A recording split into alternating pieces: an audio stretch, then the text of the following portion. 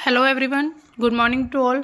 कैसे हैं आप सभी? आई होप आप सब अच्छे होंगे। तो आज हम जो 18 अक्टूबर 2025 की और डे है सैटरडे, हम द हिंदू की इम्पोर्टेंट न्यूज़ को कवर करने वाले हैं। जैसे कि आप सभी को पता है कि हमारा ये डेली न्यूज़ एनालिसिस का सेशन रहता है। यहाँ पर हम यूपीएससी से लेकर जितने भी करंट अफेयर के इम्पोर्टेंट टॉपिक होते हैं उनको कवर करते हैं, जिसमें हमारे सब्जेक्ट होते हैं polity IR, history, art and culture, economy, science and tech and environment. इसके साथ ही जियोग्राफी भी हमारा इम्पोर्टेंट सब्जेक्ट है। अब आपको जो कल क्वेश्चन ऑफ द डे मिला था, India's national action plan on climate change NAPCC includes 8 missions aimed at promoting sustainable development. India saw the highest year-on-year growth in renewable energy additions of 9.83% in 2022. The Perform, Achieve and Trade PAT scheme is an initiative under the National Mission for Enhanced Energy Efficiency. तो इसमें कौन से statement correct है? ये हमारी credit score को लेकर हमने कल बात की थी। क्रेडिट जो हमारे क्रेडिट कार्बन क्रेडिट जो ट्रेड था उससे रिलेटेड ये क्वेश्चन है। एक हमारा जो प्रोग्राम है भारत का NAPCC यानी कि national action plan on climate change, यानी कि जो जलवायु बदल रहा है उसको लेकर हमारे जो एक्शंस क्या क्या हैं। तो इसके तीनों ही ऑप्शन जो है वो यानी कि तीनों स्टेटमेंट ही करेक्ट हैं। ऑल 3 इसका करेक्ट ऑप्शन हो जाएगा C नंबर ऑप्शन। ठीक है, अब हमारी आज की न्यूज़ को कवर करते हैं। हमारी सबसे पहले जो न्यूज़ आ रही है ये है साइबर क्राइम्स को लेकर, यानी कि साइबर डिजिटल अरेस्ट जो होता है। ऐसे जो स्कैम हो रहे हैं, अभी आपने सुना ही होगा, बहुत ज़्यादा न्यूज़ देखने को मिल रही हैं। धोखाधड़ी के मामले आए दिन लगातार लिए जा रहे हैं, यानी कि धोखाधड़ी के मामले सामने आ रहे हैं और इस पर सुप्रीम कोर्ट ने काफ़ी चिंता उन्होंने जताई है और उन्होंने CIB और उन्होंने ED से जवाब मांगा है कि आखिर इतने ज़्यादा साइबर क्राइम ये जो है डिजिटल अरेस्ट के स्कैम क्यों हो रहे हैं।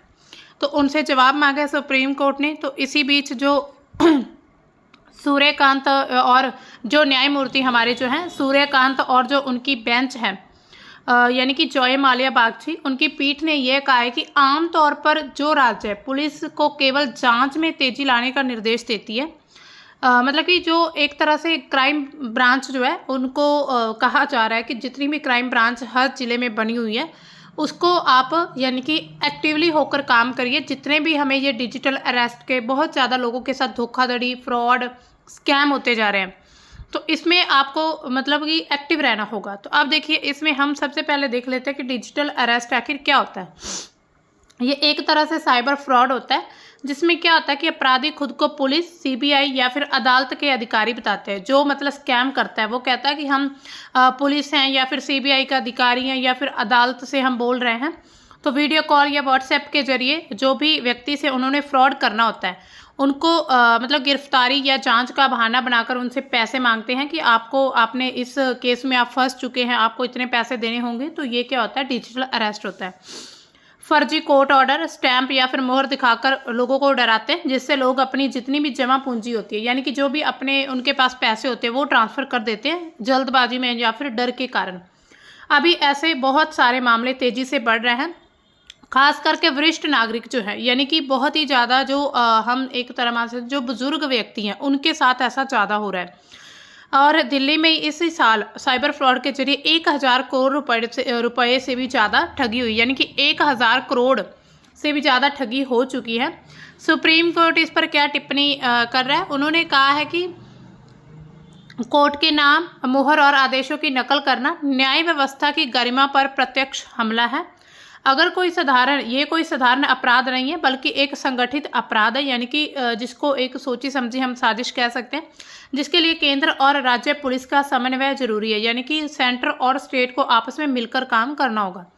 कोर्ट ने अभी 73 वर्षीय महिला के पत्र पर संज्ञान लिया, जिसमें उन्होंने बताया गया है कि 3 से 16 सितंबर के बीच उनके पति के साथ मिलकर धोखेबाजों ने 1 करोड़ रुपए की मतलब कि ठगी की है उनके साथ। तो ये बताया जा रहा है। तो उसके बाद ये सुप्रीम कोर्ट ने यानी कि बात कही है, उनके ये स्टेटमेंट आ रही है सुप्रीम कोर्ट की। अब निर्देश क्या किए हैं जो सुप्रीम कोर्ट है, उन्होंने केंद्र और CBI से जवाब मांगा कि आप इसका जवाब दीजिए, आखिर ऐसा क्यों हो रहा है। हरियाणा सरकार और जो अंबाला साइबर क्राइम विभाग है उनको जांच की स्थिति रिपोर्ट जमा करने का आदेश दिया गया। एजीआई जो है उनसे भी सहायता मांगी गई है अटॉर्नी जनरल ऑफ इंडिया से। और कोर्ट ने ऐसा कहा है कि ऐसे अपराध जो है जनता का जो न्यायपालिका पर विश्वास है उसको कम करते हैं, कि आखिर न्यायपालिका ऐसे क्योंकि आप देखिए फेक जो उनके कोर्ट ऑर्डर होते हैं वो दिखा देते हैं, तो उससे क्या होता है न्यायपालिका पर भी सवाल उठते हैं। अब इसमें अगर हम देखें ये मामला क्या था पूरा, ये अम्बाला का एक मामला था। बुजुर्ग दंपति यानी कि जो एक हस्बैंड वाइफ थे उनको व्हाट्सएप पर सुप्रीम कोर्ट के फर्जी आदेश दिखाए गए, जिसमें गिरफ्तारी, संपत्ति जब्ती की धमकी दी गई थी और फिर उन्होंने बैंक ट्रांजैक्शन के जरिए पैसे दे दिए थे उन्हें। पीड़िता ने 21 सितंबर को जस्टिस जो BR गवई है उनको पत्र लिखा और इस आधार पर कोर्ट ने अभी ये एक्शन लिया है। अब अगर हम देखें कि साइबर फ्रॉड जो है वो बहुत सारे अलग अलग प्रकार के होते हैं, सिर्फ एक टाइप का साइबर फ्रॉड नहीं है। इसमें जो व्यक्ति हैं या फिर व्यवसायी यानी कि कोई बिजनेसमैन है या संगठन जो होते हैं उनको टारगेट किया जाता है। सबसे पहले फिशिंग की बात करते हैं। धोखेबाज जो होते हैं फर्जी ईमेल, जो SMS या फिर व्हाट्सएप संदेश भेजकर खुद को बैंक, सरकारी संस्था या फिर कोई विश्वसनीय संगठन का व्यक्ति बताते हैं। ये संदेश है यूजर को लिंक पर क्लिक करने या व्यक्तिगत जानकारी देने के लिए प्रेरित करते हैं। जैसे कि ऐसा मैसेज आ सकता है आपको कि आपका बैंक खाता बंद होने वाला है, तुरंत इस पर क्लिक करें। तो अनजाने में आप उस पर क्लिक कभी ना करें, यानी कि उसकी जांच करें और OTP उसके साथ कभी भी साझा ना करें, इससे फ्रॉड हो सकता है। इसके साथ ही डिजिटल अरेस्ट स्कैम, जो अपराधी है वो खुद को पुलिस, CBI या फिर कोर्ट अधिकारी बताता है कि आप इस केस में फंस चुके हैं, आपको इतने पैसे देने होंगे, ये वो सब कुछ मामला सुलझाने के लिए उनसे पैसे मांग लेते हैं और फिर फ्रॉड हो जाता है, लाखों करोड़ों रुपए लूट लिए जाते हैं। ऑनलाइन शॉपिंग फ्रॉड भी होता है, जैसे सोशल मीडिया के जरिए जो भी उन पर सोशल मीडिया पर एडवर्टीजमेंट आती है उनके जरिए सस्ते जो यानी कि सस्ते दामों पर यानी कि जो प्राइस कम होते हैं उस पर उत्पाद बेचने का लालच दिया जाता है। फिर जब उनसे ट्रांजैक्शन हो जाती है उसके बाद जो सामान है वो डिलीवर नहीं हो पाता या फिर नकली सामान भेजा जाता है। तो इंस्टाग्राम पर सस्ते इलेक्ट्रॉनिक्स या फिर कपड़ों के विज्ञापन दिए जाते हैं। ऐसे में आपको क्या करना है कि आप उसकी ऑफिशियल वेबसाइट पर जाएं और पहले चेक करें क्या ये सचमुच ऐसा है, यानी कि कम प्राइस है या फिर ये फ्रॉड दिखा रहा है। इसके साथ एक होता है क्रिप्टो फ्रॉड या फिर निवेश, जैसे कि उच्च रिटर्न का वादा करके कि आप इतने पैसे हमें जमा कराइए, आपको इतने डबल होकर या फिर ट्रिपल पैसे मिलेंगे। तो ऐसे में कुछ स्कीम होती है क्रिप्टो करेंसी टाइप, उसमें पैसा लगवाया जाता है। अक्सर जो पॉन्जी होते हैं, पॉन्जी स्कीम या फिर फर्जी ऐप, उसका सहारा लिया जाता है और 10 दिनों में दुगना रिटर्न ऐसा लालच मिलता है। सेबी या RBI के द्वारा मान्यता प्राप्त प्लेटफॉर्म पर ही आपको इन्वेस्ट करना चाहिए, ऐसे किसी के भी कहने पर कहीं पर भी इन्वेस्ट ना करिए। इसके साथ ही लॉटरी पुरस्कार घोटाला भी एक होता है, यानी कि आपको झूठ बोला जाता है कि आपकी इतनी लॉटरी आई है और उसके लिए आपकी प्रोसेसिंग फीस इतनी है, आप हमें इतने पैसे सेंड कर दीजिए तो आपको लॉटरी निकल आएगी या फिर आपके घर पैसे पहुंच जाएंगे। तो इस तरह के कोई भी ऐसा नहीं होता। आपको क्या करना है कि बिना मतलब हिस्सा लिए कोई भी लॉटरी नहीं जीती जा सकती। तो आप ये मत कभी सोचिएगा कि आपने लॉटरी डाली नहीं तो आपकी लॉटरी कैसे निकल आएगी, है ना। आइडेंटिटी थेफ्ट भी होता है, जिसमें व्यक्तिगत जानकारी, आधार, पैन या फिर बैंक जो भी डिटेल्स होती है वो चुराकर आपके नाम पर लोन लिए जाते हैं, खरीदारी करते हैं या फिर और अपराध किए जाते हैं। इसके साथ ही आपको क्या करना होगा, आपको बहुत ज़्यादा स्ट्रॉन्ग पासवर्ड लगाना होगा अपना व्हाट्सएप या फिर किसी भी आधार, पैन कार्ड को लेकर। जॉब स्कैम होते हैं, फर्जी नौकरी के ऑफर लेटर भेजे जाते हैं, रजिस्ट्रेशन फीस, ट्रेनिंग फीस या फिर और बहाने पैसे मांगे जाते हैं। तो ऐसे जैसे होता है ना, घर से काम करें, 50,000 रुपये महीना कमाएं, 5,000 रुपये जमा करें, ऐसे करके जो होते हैं ना, तो ये फ्रॉड होते हैं मोस्टली। तो आप इनकी अच्छे से जांच करके ही आप नौकरी ऐसी मतलब ऐसा काम करिएगा। UPI में जो UPI का जो ऐप्स होती हैं, जिसमें फ़ोनपे, गूगल पे या फिर पेटीएम वगैरह, उनके जरिए फर्जी रिक्वेस्ट भेजी जाती है, QR कोड स्कैन कराकर पैसे चुरा लिए जाते हैं। फिर जैसे कि 100 रुपये भेजे 1 लाख का रिवॉर्ड मिलेगा, ऐसे मैसेज आते रहते हैं। इसके साथ UPI पिन किसी के साथ आपको कभी शेयर नहीं करना है। अनजान QR कोड को बिल्कुल भी स्कैन ना करें। और क्या स्कैम होते हैं, इसमें होता है रैंसमवेयर होते हैं, यानी कि हैकर जो होते हैं आपके डिवाइस या डेटा को लॉक कर देते हैं और अनलॉक करने के लिए फिर आपसे पैसे मांगते हैं। इसके साथ डेटिंग ऐप्स या फिर सोशल मीडिया पर फर्जी प्रोफाइल बनाकर आपसे इमोशनली आपसे जुड़कर फिर आपसे पैसा मांगा जाता है कि मुझे मेडिकल इमरजेंसी के लिए पैसे चाहिए, ऐसे ऐसे बहाने दिए जाते हैं। फिर ऑनलाइन जो रिश्ते होते हैं, आप उसमें काफ़ी ज़्यादा आपको केयरफुल रहना पड़ेगा कि कोई भी रिश्ता ऐसा नहीं होता कि ऑनलाइन ही आपसे पैसे या फिर इतनी फिरौती मांगने लग जाए, है ना। तो इसमें सोशल मीडिया में क्या होता है, फर्जी लिंक या फिर ऐप के जरिए आपका सोशल मीडिया अकाउंट हैक किया जाता है, दोस्तों रिश्तेदारों से भी पैसे मांगे जाते हैं और अकाउंट से मैसेज भेजकर इमरजेंसी में पैसे चाहिए ऐसे कहा जाता है। यानी कि आपका जो व्हाट्सएप अकाउंट कोई और चला रहा है और आपके रिश्तेदारों से पैसे मांग रहा है कि मुझे इतने पैसे इमरजेंसी में चाहिए। इसके साथ ही आपको स्ट्रॉन्ग पासवर्ड या फिर 2FA का प्रयोग करना होगा। तो ये सब थे फ्रॉड्स के प्रकार। अब हम थोड़ा जान लेते हैं कि भारत में इसके लिए क्या क्या कानून, क्या क्या एक्ट, अधिनियम बनाए गए। तो सूचना प्रौद्योगिकी एक्ट 2000 जो है, यानी कि इंफॉर्मेशन एंड टेक्नोलॉजी एक्ट, ये जो भारत का सबसे पहला साइबर कानून है, जिससे 2000 में लागू किया और 2008 में इसे संशोधित किया गया। इसका उद्देश्य क्या था, जो भी इलेक्ट्रॉनिक लेन देन होता है उसको कानूनी मान्यता देना और साइबर अपराध को रोकना। जितने भी ऐसे ऑनलाइन क्राइम हो रहे हैं उन सभी को रोकना इसका एक उद्देश्य है। इसके बाद महत्वपूर्ण धाराएं भी इनकी अलग अलग है। धारा 43 क्या कहती है कि अनधिकृत रूप से कंप्यूटर सिस्टम या डेटा को नुकसान पहुंचाने पर आपको सजा हो सकती है। धारा 66 कहती है हैकिंग, डेटा चोरी, कंप्यूटर से संबंधित धोखाधड़ी के लिए 3 साल की जेल या फिर 5 लाख रुपए का आपको पेनल्टी लग सकती है। धारा 66A, अब इसको निरस्त कर दिया गया, इसको पढ़ने की ज़रूरत नहीं है। इसके बाद धारा 66C क्या है, पहचान चोरी, यानी कि अगर आपकी कोई आइडेंटिटी चोरी करता है तो उसको भी सज़ा 3 साल की हो सकती है। धारा 66D क्या कहती है, धोखाधड़ी के लिए किसी भी व्यक्ति की छवि को दुरुपयोग करने पर सज़ा। 66E जो है धारा, तो ये गोपनीयता का उल्लंघन, जैसे बिना किसी की सहमति की उनकी निजी तस्वीरें ले लेना। इसके साथ ही 66F साइबर आतंकवाद राष्ट्रीय सुरक्षा को प्रभावित करता है, जिसमें आजीवन कारावास की भी सजा होती है। 67 क्या कहती है, अश्लील सामग्री जो होती है उसको ऑनलाइन पब्लिश करना या फिर प्रसारित करने पर सजा। पहले 3 साल की सजा थी, लेकिन अब इसको 5 साल, पहली बार अगर कोई ऐसा करता है 3 साल की सजा, दूसरी बार करेगा तो 5 साल की सजा। धारा 70 क्या कहती है, महत्वपूर्ण सूचना अवसंरचना की सुरक्षा। 2008 में संशोधन क्या हुआ, इसमें अमेंडमेंट। साइबर अपराध जिसमें फिशिंग, डेटा चोरी, साइबर धोखाधड़ी को संबोधित करने के लिए इसमें नए प्रावधान जोड़े गए थे। भारतीय दंड संहिता क्या कहता है, इंडियन पेनल्टी कोड, यानी कि IPC की धारा जो है 420 धोखाधड़ी, बेईमानी से संपत्ति हड़पना, उसके लिए लगाई जाती है। धारा 468 जो जालसाजी यानी कि फोर्जरी के लिए सजा मिलती है। इसके साथ 471 जाली दस्तावेज जो यूज़ करते हैं उनको, और 379 जिसमें चोरी, डिजिटल डेटा की चोरी भी शामिल हो सकती है। तो ये सब IPC यानी कि इंडियन पेनल्टी कोड के अकॉर्डिंग, इंडियन पिनल कोड। इसके साथ डेटा संरक्षण कानून भी बनाया गया था कि आप अपने डेटा को संरक्षित रख सके, यानी कि प्रोटेक्ट रख सके। तो 2023 में ये अधिनियम पारित हुआ। भारत का पहला समर्पित डेटा संरक्षण कानून है, व्यक्तिगत डेटा की जो प्राइवेसी सुरक्षा को सुनिश्चित करता है। इससे क्या होता है, डेटा प्रोसेसिंग के लिए जो भी उपयोग करेगा उसकी सहमति लेने, डेटा उल्लंघन की स्थिति में सूचित करने के लिए मजबूर करता है। इसमें प्रावधान क्या है, डेटा प्रोसेसिंग के लिए आपको उसकी परमिशन लेनी होगी। डेटा उल्लंघन पर डेटा प्रोटेक्शन बोर्ड को सूचित करना होगा। उल्लंघन पर 250 करोड़ रुपए तक का जुर्माना लग सकता है। यह जो कानून है डिजिटल अरेस्ट, फ्रॉड में जो हमारी प्राइवेट यानी कि इंफॉर्मेशन होती है उनके दुरुपयोग को रोकने में भी मदद करता है। इसके साथ IT नियम 2021 क्या है, सोशल मीडिया और OTT प्लेटफॉर्म के लिए दिशा निर्देश दिए, गाइडलाइंस जिसमें उपयोगकर्ता डेटा की सुरक्षा, शिकायत निवारण तंत्र, ये सब शामिल है। इसके साथ ही राष्ट्रीय सुरक्षा साइबर नीति 2013 में बनाई गई थी, जो है साइबर खतरों से निपटने के लिए, जो भी हैकिंग हो जाती है अकाउंट से, उससे रिलेटेड है। साइबर स्पेस को सुरक्षित लचीला बनाने के लिए महत्वपूर्ण बुनियादी ढांचे की सुरक्षा इसका उद्देश्य है।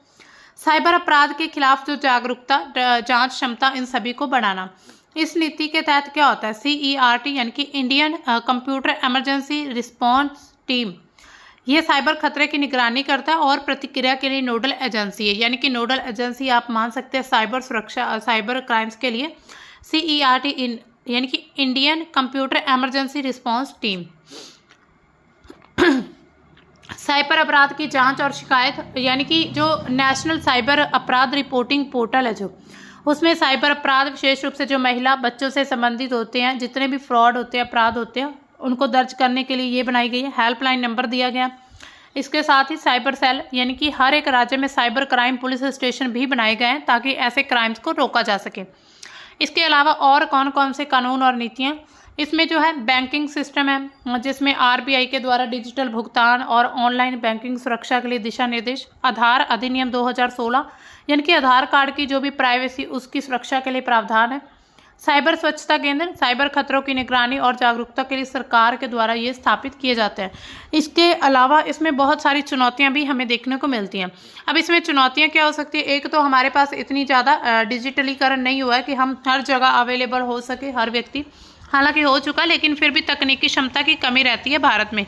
इसके साथ ही जो मतलब ट्रांसपेरेंसी उसकी भी कमी हो जाती है। कई बार क्या होता है, जो भी पुलिस स्टेशन या फिर किसी को भी जो भी उनको एक तरह से जिम्मेदारी दी जाती है, उनके द्वारा प्रॉपर सही तरीके से नहीं निभाई जाती, तो उससे क्या हो जाता है कि बहुत सारे मतलब कि ऐसे पहलू हो जाते हैं जो सामने आने से रह जाते हैं। इसके साथ ही आपके लिए ऐसे क्वेश्चन बन सकते हैं मेंस में, तो ये 2022 में आया था और 2021 में। यहाँ पर देखिए इंडिया की इंटरनल सिक्योरिटी की ये बात करते हैं, जितने भी साइबर क्राइम्स या फिर साइबर अटैक्स होते हैं, तो इनके बारे में आपको पता होना चाहिए कि साइबर क्राइम जो है उनसे कैसे निपटना है, किस प्रकार से इनकी सिक्योरिटी मतलब क्या होनी चाहिए। तो ऐसे ही इस टॉपिक से रिलेटेड ऐसे क्वेश्चन बनने की संभावना रहती है। अब हम बात करते हैं, हमारा जो नेक्स्ट हमारी न्यूज़ है ये बात करती है कि हम जो तेजस है, तेजस जो फाइटर जेट है वो भारत में अब बनाए जाएंगे। हर साल 24 तेजस बनाए जाएंगे और ये नासिक में एक यूनिट यानी कि एक इकाई ओपन की गई है इनकी। तो राजनाथ सिंह ने इस संयंत्र में निर्मित पहले लड़ाकू विमान जो है MKI यानी कि MK-1A उसको हरी झंडी दिखा दिया और मंत्री ने लड़ाकू विमान के लिए तीसरी हिंदुस्तान टर्बो ट्रेनर 40 विमान की दूसरी उत्पादन लाइन का भी उद्घाटन कर दिया है। तो ये राजनाथ सिंह जी के द्वारा मतलब अब इसको हरी झंडी इनॉग्रेट किया गया है। इसमें क्या कहा है कि उन्होंने कहा है कि जो भी हल्के लड़ाकू विमान जिसमें तेजस, MK-1A, इन सभी की जो और इसके साथ ही प्रशिक्षण जो विमान होते हैं, तो उनकी यानी कि उनके उत्पादन को बढ़ाना और उद्योग शिक्षा जगत के बीच तालमेल करना, ये सब इसका एक नतीजा है। और इस बात पर जोर दिया है कि अगर मिलकर सामना किया जाए तो कोई भी चुनौती बड़ी नहीं है। वहीं पर हिंदुस्तान एरोनॉटिक्स लिमिटेड के संयंत्र में तेजस MK-1A की जो तीसरी उत्पादन लाइन है उसको यानी कि उसका उद्घाटन किया गया। रक्षा मंत्री ने इस दुनिया में निर्मित पहले इस प्रक्रिया में जो पहले निर्मित हैं जिसमें MK-1A एयरक्राफ्ट है, तो विमान को हरी झंडी दिखाकर उन्होंने रवाना कर दिया और रक्षा क्षेत्र में भारत की आत्मनिर्भरता का एक प्रतीक बताया।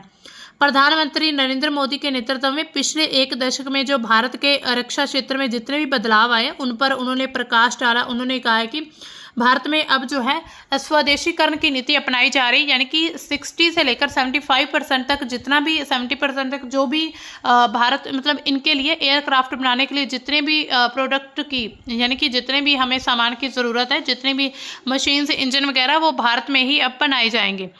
उन्होंने और बात कही है यानी कि HAL प्लान्स के बारे में बताया। उन्होंने कहा है कि ये जो HAL की योजना है, पहले 2 उत्पादन जो है जिसमें अगर हम देखें LCA और जो first production line of the HTT-40 है ये बेंगलुरु में होगा और कंपनी ने शुरू की जो EM है, यानी कि यहाँ पर आप देख सकते हैं हम the company initiated establishment of the third production line to fast track delivery of Tejas to the IF, यानी कि इंडियन एयरफोर्स को इसकी यानी कि तेजी से इसकी जो सप्लाई है वो की जाएगी, आपूर्ति।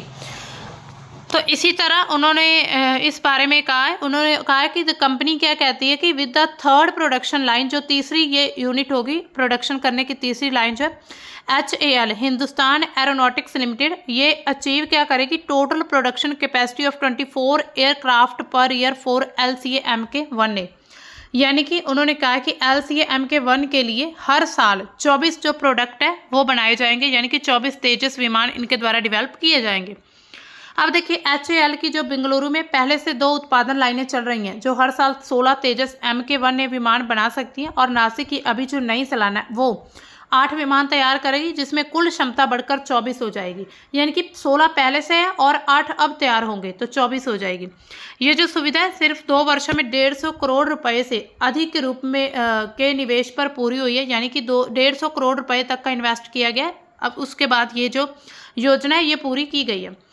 आत्मनिर्भर भारत की दिशा में कदम उन्होंने बताया है राजनाथ सिंह। उन्होंने कहा है कि भारत जो है अब रक्षा निर्माण की ऊंचाइयों पर पहुंच रहा है। HAL जो कंपनी है हिंदुस्तान एरोनॉटिक्स लिमिटेड, उन्होंने नासिक में पहले MiG-21, MiG-27 एंड Su-30 जैसे विमान है उनका निर्माण किया है। अब ये स्वदेशी तेजस का केंद्र बन जाएगा। लगभग 1000 नौकरियां मिलेंगी। 40 से अधिक निजी कंपनियों को साझेदारी मिली है। तेजस Mk-1 की विशेषताएं क्या है? ये 4.5 पीढ़ी का लड़ाकू विमान है, जिसमें यानी कि चौथी पांचवी पीढ़ी का, जिसमें उन्नत इलेक्ट्रॉनिक्स होंगे। इसके साथ ही जो AESA रडार होंगे, डिजिटल रडार वार्निंग सिस्टम होगा। हथियार जैसे जो एस्ट्रा BVR जो शामिल होती है, मिसाइलें, उनको शामिल किया जाएगा। और MiG-21 की जगह लेने वाला है तेजस। इसके साथ ही भारतीय वायुसेना IVF यानी कि इंडियन एयरफोर्स की जो क्षमता है वो बढ़ जाएगी। कीमत लगभग 60 से 65 मिलियन डॉलर प्रति यूनिट है, यानी कि एक यूनिट की जो कीमत रहेगी 60 से 65 मिलियन डॉलर। डिलीवरी की योजना क्या की गई है? उन्होंने कहा है कि इंडियन एयरफोर्स को 83 तेजस देने के लिए 2021 में ऑर्डर दिया गया था। इसके साथ ही अगस्त 2025 में 97 को और मंजूरी मिली है और पहली डिलीवरी जो 2025-26 में शुरू होगी, यानी कि हो सकती है। 27-28 तक पूरी क्षमता पर पहुंच जाएंगे और कुल मिलाकर 15 वर्षों में 300 से ज़्यादा जो तेजस है उसका उत्पादन भारत में कर लिया जाएगा। अब इसकी विशेषताएं क्या है? ये एक लाइन कॉम्बैट एयरक्राफ्ट है, स्वदेशी है, यानी कि भारत में तैयार किया गया। इसे HAL ने डिज़ाइन किया, उसे विकसित किया और भारतीय वायुसेना के लिए जो MiG-21 है उसको रिप्लेस करने के लिए बनाया जा रहा है। इसमें जो आयाम और वजन, इसकी लेंथ 13.2 मीटर रहेगी। इसका जो विंग स्पैन रहेगा 8.2 मीटर। ऊंचा कितना होगा? 4.4 मीटर। इसका वजन, खाली इसका वजन बिना किसी वेपन के, बिना किसी हथियार के 6500 किलोग्राम। और इसका अधिकतम ये कितना वजन ले सकता है? 13,500 kg ये वजन लोड कर सकता है। पेलोड की क्षमता कितनी इसकी? 3500 किलोग्राम, यानी कि हथियार और उपकरण जो है वो 3500 किलोग्राम तक इसमें रखे जाएंगे एक बार में। इसका इंजन जो है ये इलेक्ट्रिक जो F404 GE in 20 turbine engine, ये जो है इतनी छोटी छोटी जानकारी UPSC वालों के लिए इतनी इंपॉर्टेंट नहीं है, लेकिन डिफेंस वालों के लिए बहुत ज़्यादा इंपॉर्टेंट है। इसमें जो अगर हम इसकी रेंज देखें तो 3000 किलोमीटर तक इसकी रेंज रहेगी। और सर्विस सीलिंग क्या है इसकी? 50,000 फीट तक ये सर्विस कर सकता है। अब देखिए इसमें और क्या क्या इलेक्ट्रॉनिक्स कौन कौन से हो सकते हैं। इसमें इलेक्ट्रॉनिक्स वॉरफेयर सिस्टम स्थापित किया जाएगा, यानी कि डिजिटल रडार वार्निंग रिसीवर, यानी कि वार्निंग मिल जाए जिससे। मिसाइल अप्रोच वार्निंग सिस्टम होगा। जैमिंग की दक्षता होगी, यानी कि क्षमता, जो अगर इसमें मशीन वगैरह में जैम आ जाता है तो उसको सॉल्व करने के लिए क्षमता होगी। कॉकपिट जो होगा ये ग्लास का कॉकपिट डिज़ाइन किया जाएगा, यानी कि जहाँ पर पायलट बैठता है। इसके साथ मल्टी फंक्शनल डिस्प्ले होंगे, हेड्स अप डिस्प्ले होगा, हॉट्स सिस्टम हो गए, हेलमेट माउंटेन डिस्प्ले, जो पायलट है उसको 360 डिग्री सिचुएशनल अवेयरनेस देता है। डेटा लिंक जो स्वदेशी सिक्योर डेटा लिंक के जो नेटवर्क सेंट्रिक वॉरफेयर के लिए एक और प्लेटफॉर्म की तरह यानी कि काम करेगा। इसमें जो मिसाइलें हवा से हवा जो मिसाइल है एस्ट्रा, वो इसमें लगाई जा सकती है। हवा से ज़मीन में एंटी शिप मिसाइल होंगी, रॉकेट्स, बम या फिर एक्सटर्नल पॉड्स होंगे। इसके साथ ही हार्ड पॉइंट्स भी रखे जा सकते हैं, यानी कि बहुत सारे इसमें हथियार आ सकते हैं तेजस में। इसकी और विशेषताएं क्या है? ये सबसे पहले फ्लाई बाय वायर होगी, यानी कि क्वाड स्लेक्स क्वाड्रप्लेक्स जो डिजिटल है फ्लाई बाय वायर सिस्टम है, जो कि विमान को अधिक चपल बनाता है। इसके साथ ही मटेरियल जो होगा कार्बन फाइबर कंपोजिट का व्यापक उपयोग किया जाएगा, वजन कम हो सकता है जिससे। मेंटेनेंस क्या होगी? मॉड्यूलर डिज़ाइन के कारण रखरखाव आसान और लागत जो है वो प्रभावी होगी। अब देखिए इसमें नासिक इकाई का क्या योगदान है जो अभी जिसका उद्घाटन किया गया। ये सबसे पहले तो जो इंडियन एयरफोर्स है उनको तेज डिलीवरी कर सकता है, समयबद्धता हो जाएगी, यानी कि एक प्रॉपर टाइम पर उनको ये उनकी डिलीवरी उनके ऑर्डर मिल जाएंगे। 83 विमानों के पहले ऑर्डर जो है उनकी डिलीवरी को गति कर देगा। और जो हिंदुस्तान एरोनॉटिक्स लिमिटेड है उनका टारगेट किया कि 2027-28 तक पूर्ण उत्पादन की क्षमता को हासिल कर लेना। उत्पादन क्षमता में वृद्धि हो सकती है। जो नासिक की इकाई है वो हर साल 8 तेजस विमानों का उत्पादन कर सकती है। बेंगलुरु में जो 2 पहले लाइनें हैं उनके साथ मिलकर टोटल उत्पादन हो जाएगा 24। इसके साथ ही भारतीय वायुसेना जो है इंडियन एयरफोर्स उसकी ज़रूरतों को तेज़ी से पूरा करने में भी मदद करेगी। खास करके जो स्क्वाड्रन की संख्या अभी वर्तमान में 30 है और इसकी ज़रूरत है 42, उसको बढ़ाने की ज़रूरत है। इसके साथ आर्थिक औद्योगिक सहयोग योगदान भी दिया जाएगा। नासिक इकाई का जो निर्माण होगा उससे 150 करोड़ रुपए की अधिक निवेश किया जाएगा, जो सिर्फ 2 सालों में पूरा होगा। इससे जो स्थानीय अर्थव्यवस्था उसको बढ़ावा मिलेगा, लोगों को रोजगार मिलेगा, प्रत्यक्ष या फिर अप्रत्यक्ष नौकरियां मिल सकती हैं। 40 से अधिक जो निजी कंपनियां उनका उत्पादन में ये साझेदारी उनको मिल चुकी है, जिससे लघु घरेलू उद्योग को प्रोत्साहन मिलेगा और भारत का जो रक्षा औद्योगिक जो भी पारिस्थितिकी तंत्र उसको और मजबूत किया जाएगा। इसमें स्वदेशीकरण और आत्मनिर्भरता साफ साफ दिख रहा है कि जो नासिक इकाई है वो तेजस MK1A जैसे जो स्वदेशी विमान है उनके उत्पादन का केंद्र है, जिसमें 60% जो है स्वदेशी सामग्री शामिल की गई है। भारत की जो रक्षा आयात निर्भरता, यानी कि अगर भारत में ऐसे जो भी बनने लग जाएंगे हथियार, यानी कि ऐसे जो फाइटर जेट्स वगैरह बनने लग जाएंगे तो फिर भारत को आयात करने की ज़रूरत नहीं रह जाएगी, हालांकि निर्यात को प्रोत्साहन मिल सकता है।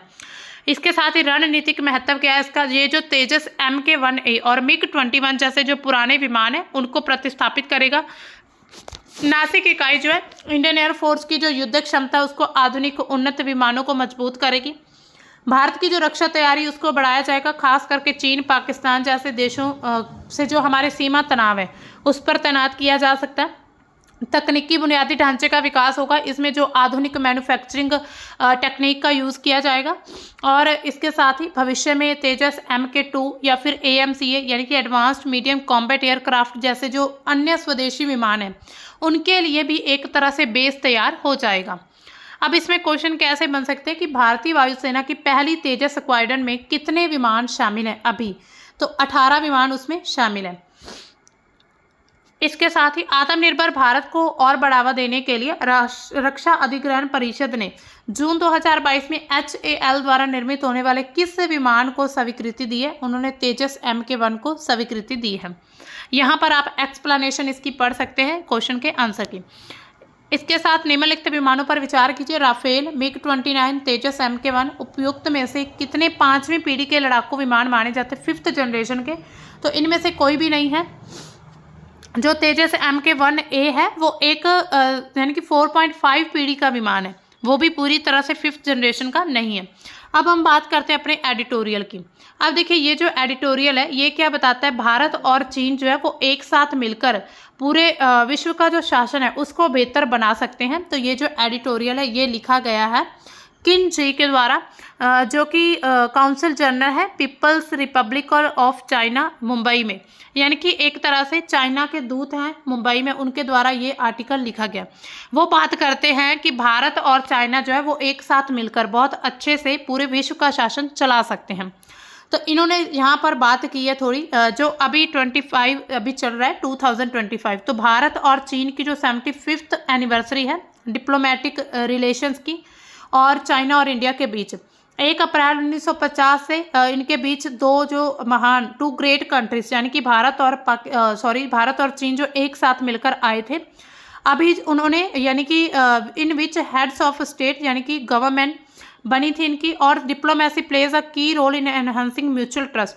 और इसमें जो डिप्लोमेसी यानी कि कूटनीति है वो आपसी संबंधों को, आपसी रिश्तों को बेहतर बनाने में बहुत एक तरह से बहुत बड़ा की रोल निभाती है।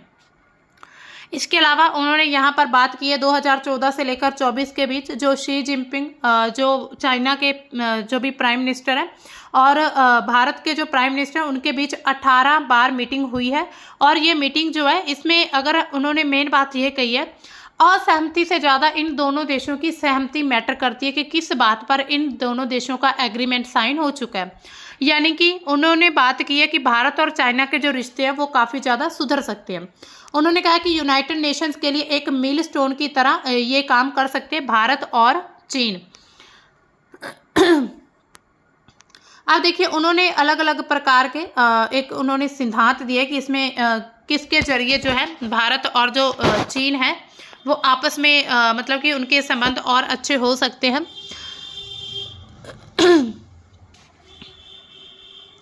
यहाँ पर देखिए मिलस्टोन कैसे है यूनाइटेड नेशंस के लिए। उन्होंने कहा कि इस साल जो 80th एनिवर्सरी हुई थी यूनाइटेड नेशंस की, उसमें मतलब कि भारत और चाइना के आपसी रिश्ते की बातचीत की गई है, उनकी बहुत अच्छी तरह से मतलब कि उनके जो है संबंधों सहयोग को कायम किया जाए, रक्षा सहयोग को। उन्होंने कहा कि जितनी भी सीमा पर जितने भी हमारे चाइना के साथ अगर हम बात करें सीमा विवाद को लेकर मुद्दे हैं, तो उन सभी पर अभी तक उसको ऐसे ही संतुलित करके रखा गया है।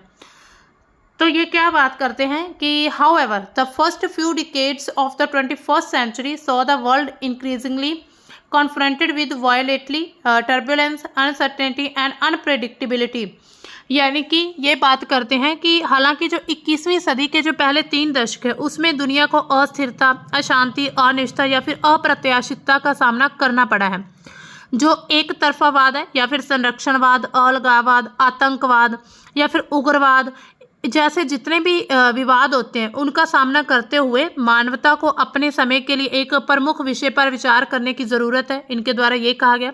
इन्होंने कहा कि ऐसे महत्वपूर्ण मोड़ पर जो यानी कि तियानजिन है वहाँ पर 25वां जो अभी शिखर सम्मेलन हुआ है, तो उसमें जो 19वीं जो व्यक्तिगत थी शी और मोदी की जो बैठक हुई थी, यानी कि उनकी अगर हम इंडिविजुअली मीटिंग देखें तो 19 बार वो यानी कि मिलने जा रहे हैं, जिनकी उन्हें पहले से ही काफ़ी ज़्यादा यानी कि प्रतीक्षा थी। और वो बात करते हैं कि अभी यहाँ पर यानी कि भारत के जो 2.8 बिलियन जो लोग हैं चाइना और इंडिया में, तो उनके लिए उन्होंने द्विपक्षीय संबंधों को यानी कि बेहतर बनाना होगा और भविष्य में जो मानवता के जैसे कुछ विषय हैं उस पर प्रकाश डालने की उम्मीद की गई थी। इसके अलावा यहाँ पर उन्होंने एक टॉपिक दिया है, यह बात करते हैं कि पार्टनर्स हैं नॉट राइवल्स, यानी कि भागीदारी हैं एक दूसरे के प्रतिद्वंदी नहीं हैं। अभी जो हाल ही में जो शंघाई कॉरपोरेशन का हुआ था, इसके साथ ही यानी कि ब्रिक्स समिट हुआ था, ब्रिक्स के जरिए भारत और चीन जो वो एक दूसरे के साथ सहयोग करते हैं, तो यहाँ पर उन्होंने उसका जिक्र किया है इसमें, यहाँ पर शंघाई कॉरपोरेशन का। और इसके साथ उन्होंने क्या बात कही है कि ये जो यानी कि आगे का टास्क क्या होना चाहिए, आगे का कार्य, तो GGI यानी कि ग्लोबल गवर्नेंस जो है इनिशिएटिव, ये एक तरह से प्रमुख पहल है और सार्वजनिक भलाई करना इसका उद्देश्य है। इसके अलावा जो पूरे विश्व शासन की आवश्यकता है उसको संबोधित करते हुए उन्होंने वैश्विक शासन प्रणाली, संयुक्त राष्ट्र चार्टर के जो उद्देश्य है, सिद्धांत उनसे प्रेरित करते हैं और जितने और ज़्यादा देश हैं उनको यानी कि अधिकांश देशों की जो साझा आकांक्षा है उनका उत्तर देती है। कुल मिलाकर ये कहना चाहते हैं कि जो भारत और चीन है अगर एक साथ मिलकर पूरे विश्व का नेतृत्व करें तो बहुत ही बेहतर तरीके से पूरे विश्व का शासन संभाला जा सकता है। इसके अलावा इन्होंने अपने कुछ सिद्धांत भी दिए हैं, यहाँ पर आगे हम उसकी भी चर्चा करते हैं। तो इसको अब थोड़ा और समझ रखते हैं कि इनका मुख्य सारांश क्या है इस एडिटोरियल का। तो उन्होंने अभी बात की कि 1 अप्रैल 1950 से ये शुरू हुआ था, जो भी इनके संबंध थे। अभी 75वां एनिवर्सरी है भारत और चाइना की। एडिटोरियल में उन्होंने कहा है कि पूरा जो विश्व है वो चुनौतियों से यानी कि जूझ रहा है, जैसे कि एक तरफावाद, संरक्षणवाद, अलगाववाद या फिर अलगाववाद, इसके साथ ही आतंकवाद, अतिवाद, वर्चस्ववाद। इनके बीच मानवता को जंगल का कानून से बचाने के लिए पूरे विश्व की जो शासन प्रणाली उसका निर्माण करना और उसका सुधार करना जरूरी है। यानी कि भारत में या फिर अगर हम पूरे विश्व में देखें आतंकवाद लगातार बढ़ता जा रहा है। इसके साथ जैसे कोई अपने जैसे अमेरिका फर्स्ट की नीति है तो वो क्या करता है, एक तरफावाद है, यानी कि सिर्फ अपने बारे में सोचता है। इसके साथ ही जो अलगाववाद बढ़ रहा है, यानी कि एक कंट्री में ही बहुत सारी जो स्टेट्स है वो अलग होना चाहती हैं। कोई भी कंट्री ले लीजिए, तो इसमें क्या है कि अभी पूरे विश्व का जो शासन है वो एक तरह से प्रॉपर प्रणाली को बनाना होगा, उसका जो निर्माण है उसका सुधार करना होगा। इसके अलावा नेतृत्व की भूमिका इन्होंने क्या बताई कि भारत और चीन जैसा जो देश है उभर रहा है पूरे वैश्विक शक्तियों के रूप में, तो शासन को अधिक लोकतांत्रिक बनाने में ये अग्रणी हो सकते हैं, यानी कि ज़्यादा लोकतांत्रिक बनाया जा सकता है, ताकि जो विकासशील देश हैं उनके हितों के लिए और उनकी एस्पिरेशंस को प्रतिबिंबित किया जा सके, यानी कि उनकी एस्पिरेशंस के बारे में बातचीत हो सके।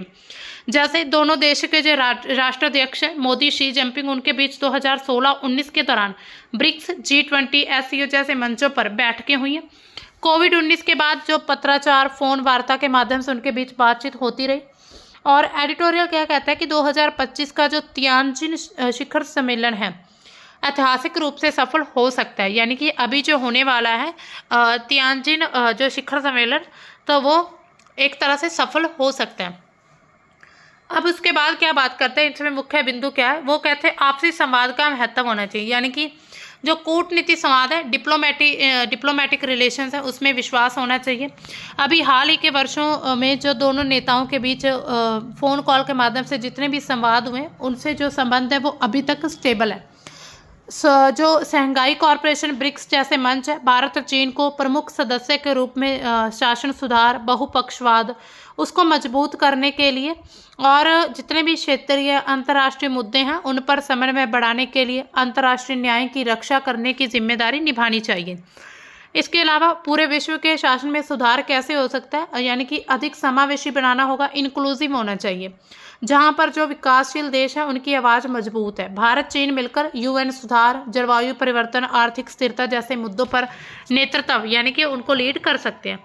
इसके अलावा दोनों देशों की जो साझा जिम्मेदारी है वैश्विक स्थिरता न्याय सुनिश्चित करने में, खास करके शंघाई कॉरपोरेशन ब्रिक्स जैसे जो समूह उनके माध्यम से पूरे विश्व में स्थिरता लाई जा सकती है। चुनौतियां और सुझाव क्या हो सकते हैं, महामारी जिसमें भू राजनीतिक तनाव के बावजूद दोनों देश को प्रमुख मुद्दे पर संचार समन्वय बढ़ाना चाहिए। राजनीतिक सलाहकार जो है सुधीर कुलकर्णी, उन्होंने कहा है कि तियानजिन जो शंघाई कॉरपोरेशन शिखर सम्मेलन 2025 में सफलता का एक प्रतीक बन सकता है, जिससे क्या होगा, पूरे विश्व का जो सहयोग है उसको मजबूत किया जा सकेगा।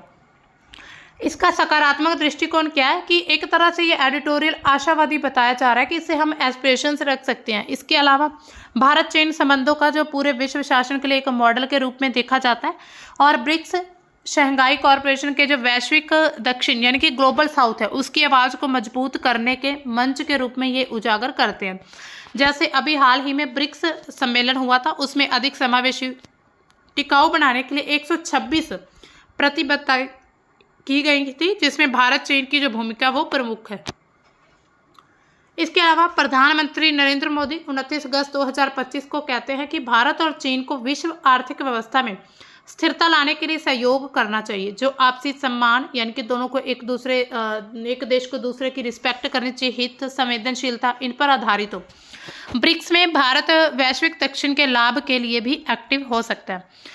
अब हम बात कर लेते हैं ब्रिक्स समिट 2025 जो हुआ था 6 से 7 जुलाई रियो डी जेनेरियो में ब्राज़ील में हुआ था और ब्राज़ील, रूस, भारत, चीन, दक्षिण अफ्रीका इन समूहों के लिए एक महत्वपूर्ण मील का पत्थर था।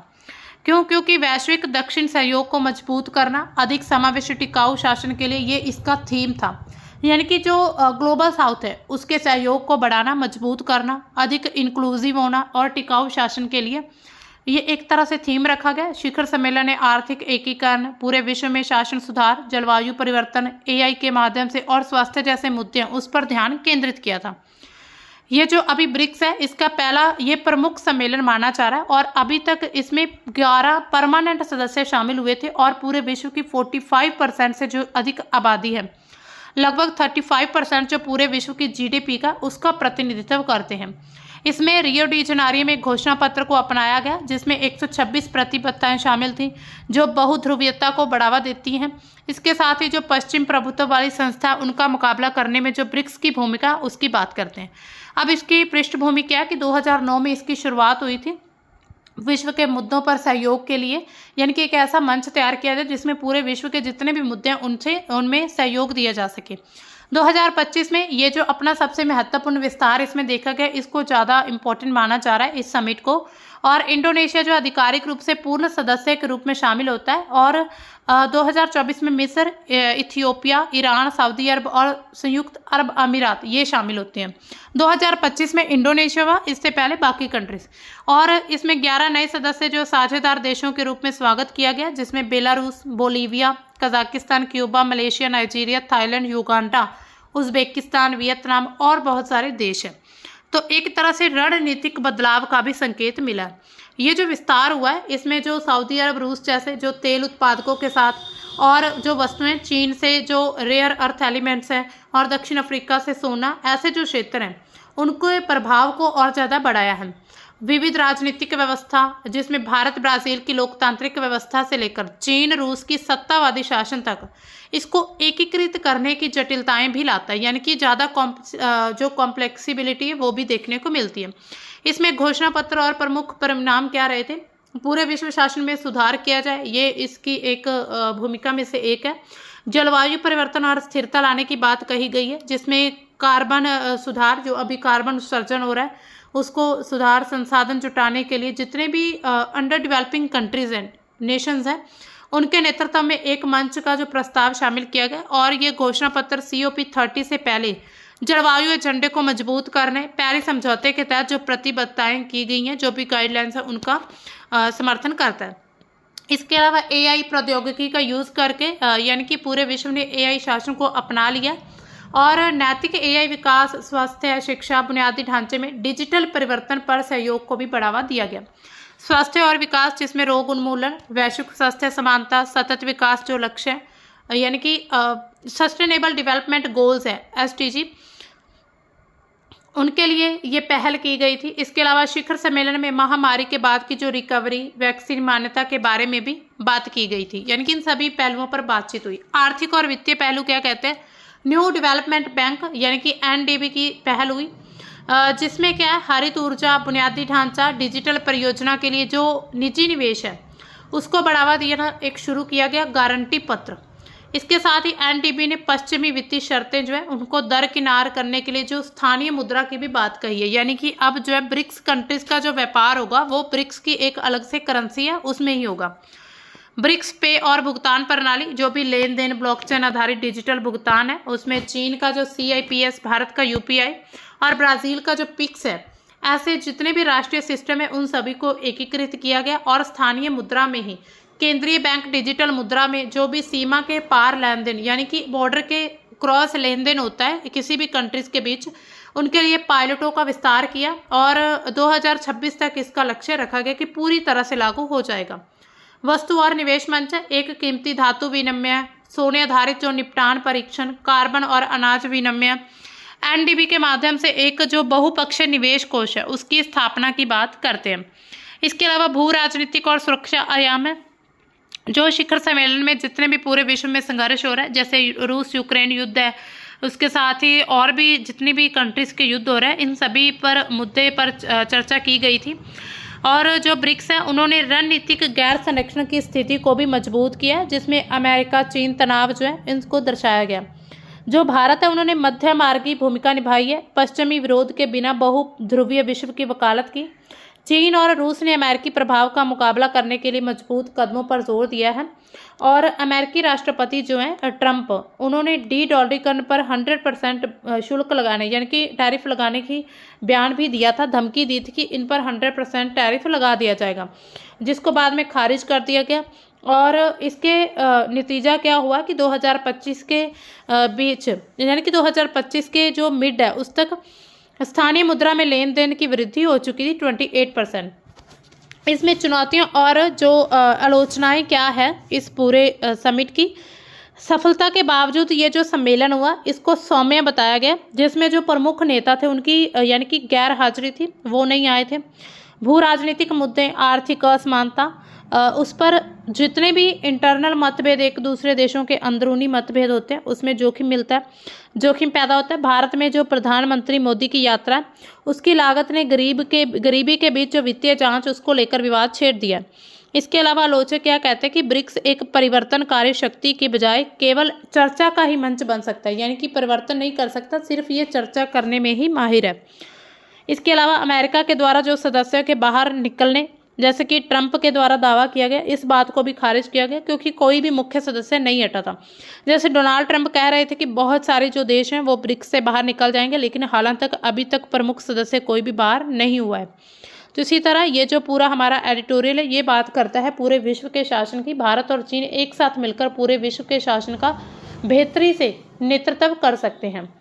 अब इसके बाद हमारे लिए यानी कि इसमें से क्वेश्चन किस प्रकार के बन सकते हैं। सबसे पहले आप मेंस का क्वेश्चन देखिए, तो मेंस के क्वेश्चन में यहाँ पर बात हो सकती है कि जो भी कॉन्फ्लिक्ट वगैरह है वो कैसे इफेक्ट करेंगे SCO के जितने भी फंक्शंस हैं। और उन्होंने कहा है कि ये जो स्टेटमेंट है इसको बताइए कि भारत और चीन की भूमिका क्या है शंघाई कॉरपोरेशन में। इसके साथ ही एक और क्वेश्चन कैसे बन सकता है, 2025 में आया था कि after the BRICS summit a question, do multilateral institution serve India's interest in a changing world order, यानी कि ब्रिक्स में भारत और चीन की जो गतिशीलता उस पर क्या बातचीत हुई है, उसकी ये उसमें से क्वेश्चन अब बना हुआ है। अब इसमें एमसीक्यू कैसे हो सकता है कि विच of the following initiative was not a part of BRICS 2025 में कौन सा पार्ट नहीं था इकोनॉमिक एजेंडे का। Multilateral guarantee mechanism by the new development bank, इसकी बात हुई थी। Establishment of a single BRICS common currency, BRICS pay blockchain based payment system, precious metals exchange and gold backed जो सेटलमेंट टेस्ट। तो इसमें हमने तीनों की बात की थी, प्रीशियस मेटल एक्सचेंज, इसके साथ ही यहाँ पर ब्रिक्स पे ब्लॉकचेन की बात हुई और मल्टीलेटरल गारंटी मैकेनिज्म की। इसमें बी जो है वो करेक्ट ऑप्शन है, यानी कि बी की बात नहीं हुई थी, उन्होंने नॉट पूछा था। Which of the following countries officially joined BRICS as a full member in January 2025 में कौन सा देश था जो फुल मेंबर बना था ब्रिक्स का। इंडोनेशिया, हमने बात की थी, B option is correct. The 17th BRICS Summit 2025 was held in which city and what was its central theme, इसका क्या था और ये कहाँ पर हुई थी।